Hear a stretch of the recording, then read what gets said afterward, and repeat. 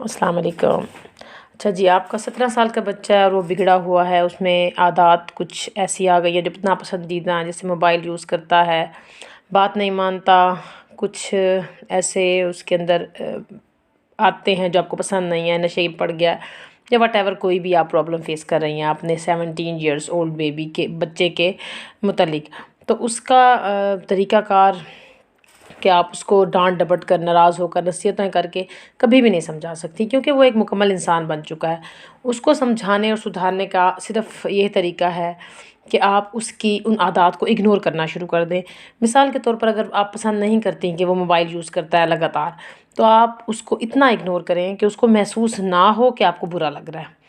और ये मेरा दावा है कि इंशाअल्लाह कुछ ही अरसे में विदिन अ मंथ वो बच्चा आपसे खुद आकर कहेगा कि अगर आपको ये पसंद नहीं था ना मोबाइल यूज़ करना, तो अब मैंने इसको कम करना शुरू कर दिया है। ऑन द अदर हैंड, अगर आप उसको नसीहतें करती रहेंगी, नाराज़ होती रहेंगी, गुस्सा करेंगी, शाउट करेंगी, तो ये तरीका कभी भी कारगर साबित नहीं हो सकेगा, जबकि ये बचपन में भी कारगर नहीं था।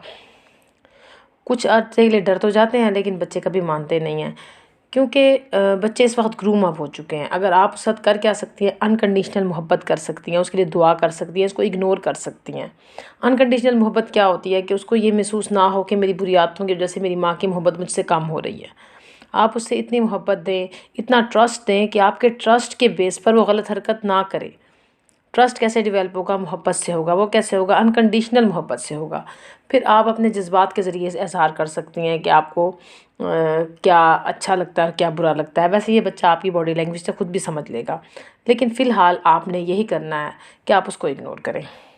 यही वाहिद तरीका है जो आपके बच्चे को आपकी तरफ दोबारा ला सकता है। वरना देखें, ऐसा होता है कि बच्चे खुद इस इंतज़ार में होते हैं हमारे बिहेवियर की वजह से कि थ्रू आउट हमें कोई वे आउट मिले, या तो हॉस्टल में जाना पड़े, या कहीं बाहर नौकरी लग जाए, या ऐसी जगह हो जहां हम अपने घर के माहौल से बाहर निकलें।